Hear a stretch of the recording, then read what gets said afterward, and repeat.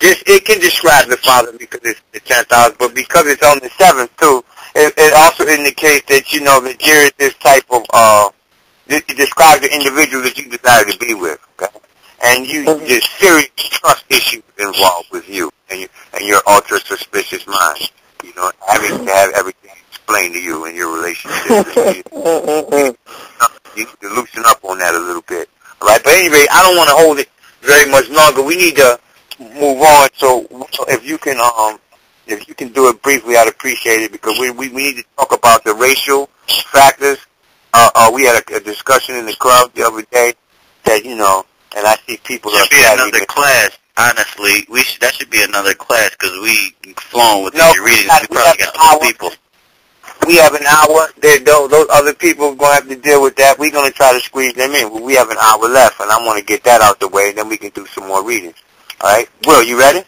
What? I did read her already. Oh, okay, very well. Then, it's unfortunate that your name was spoken upon, because, you know, I couldn't get as personal as I would have normally gotten, and, you know. But at any rate, what we were discussing the other day in the club. You all right, Abundant? I'm perfect. I'm just listening. Okay, very well. Is there anybody else that wants to read it? Because we'll get to you, but we're not going to do it right Hello? this second. Hello? Hi, did you guys talk about Libra, North Node in Libra and South in Aries? Yeah, we did. We can go back over. We can go back over it again after this topic, though. Okay. Okay, no problem. She wants a reading. She wants a reading. All right, I hear that. I just said that after we cover this topic, we'll take some more readings. Okay. Okay, very well. At any rate, whoever that was, and don't identify yourself now, because if I know you, I don't want to know that I know you when I'm doing the reading. All right. We had a discussion the night before last, I believe it was, about racial indicators in astrology. You know, because it's scientifically proven that, you know, I mean, it's just observation, man, that the people of original strands outperform people of lesser original, you know, mutated strands, right? Caucasians aren't as athletic, there aren't as many athletic Caucasians in pro football than there is black men, and we excel in sports and in invention and da-da-da-da. You know, this type of thing goes down.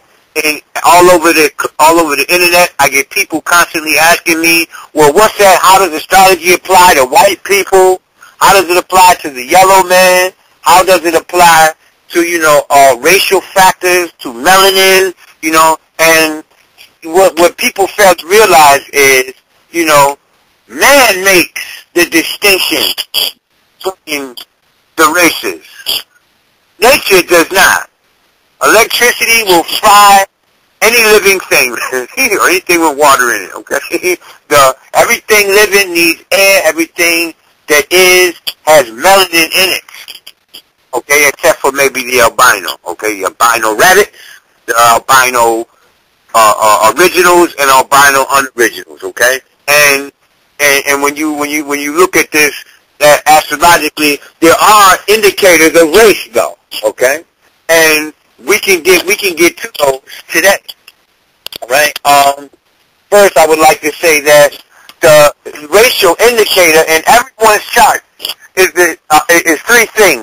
three factors, okay, which leads to other co-contributors, all right? But the major three factors are the sign of Sagittarius, the planet Jupiter, and the ninth house, because all three of these things are indicative of foreigners, of people of different ethnicity. And even if they're of the same ethnicity, they are of different cultural tradition, upbringing, broad-mindedness, and education and spirituality. Hello?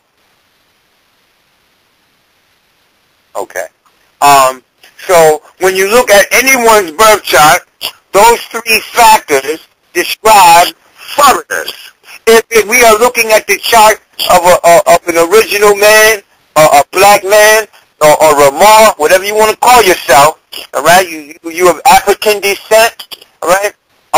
You're looking at this chart. This chart represents that sign. Pardon me. Those three indicators represent everything else other than your own ethnicity. If you're looking at the chart of a Chinese person, then Jupiter, the ninth house, and Sagittarius represent people of different ethnicity other than Chinese. Now, what's deep is Jupiter rules the skin as an organ, okay? And if you look at the charts, because I've done some research, if you look at the charts of people that catch skin diseases, all right, then Jupiter is always in some form of bad aspect between either Mars or Neptune. Okay? Or both of those two planets are in bad aspect to Jupiter, because Neptune represents the immune system, you know, how the body eliminates itself of toxins, and Neptune is toxins, and Mars represents infections and burns and rashes and inflammations, okay? And eruptions. So this, you know, people with vitiligo and people with melanoma have Jupiter in bad aspect to Neptune and or Mars. Right now, so when an individual says to me, but melanin is primarily made up of carbon, and contrary to what that person said, they say that carbon is ruled by Saturn because carbon is black. I guess they believe that. Carbon is ruled by Mars, all right? And we know this because diamonds belong to Aries, and the diamond is pure carbon, all right?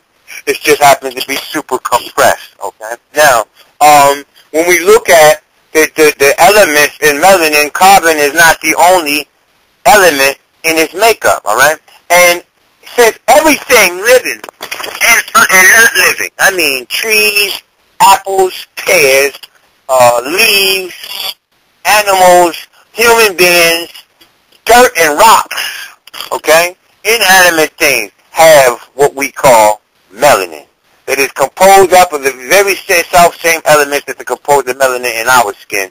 There are no racial factors taken into consideration astrologically. Astrology does not take into account the ethnicity of a person until after the chart is formed. You see? Because Jupiter in one culture may be applied, Jupiter type things are applied differently than they are in this culture. For example, the only cultural or ethnic difference I can see is that here in the United States, Jupiter immediately brings to mind a truck, a car, a vehicle for long distance travel. But what about the individual who lives in rural Saudi Arabia, okay, who doesn't have a car? He has a camel. That camel is his vehicle for long distance travel. So then Jupiter will represent the camel, okay? But when you take the chart of a black man that was born on January 1st, 1975, a white man, a yellow man, you know, I'm using color for the sake of simplicity here, because I really don't want to complicate things with all these titles everybody wants to call themselves, okay? You want to be Moor, you want to be you want to be Asiatic, you want to be Asian, you want to be Caucasian, you want to be French, you want to be this, you want to be that. You're all human, okay? You know, so essentially astrology, cosmophysics, deals with your humanity, not your nationality. It deals with your spirituality, not your ethnicity, okay? And when you begin to practice cosmophysics, instead of scrutinizing something you have no idea about, okay, then you will see how everything needs air to breathe, just like the martial energy in a person's chart manifests itself the same way, regardless of race, creed, color, or nationality, or religious bent, or philosophical bent, okay? When you go into a hospital, there are 10 babies born on that day, all right? All maybe within a period of 12 hours apart, all right? They differ in so much as physique and other, because of the sign that was on the ascendant has changed over 6 different times and over 100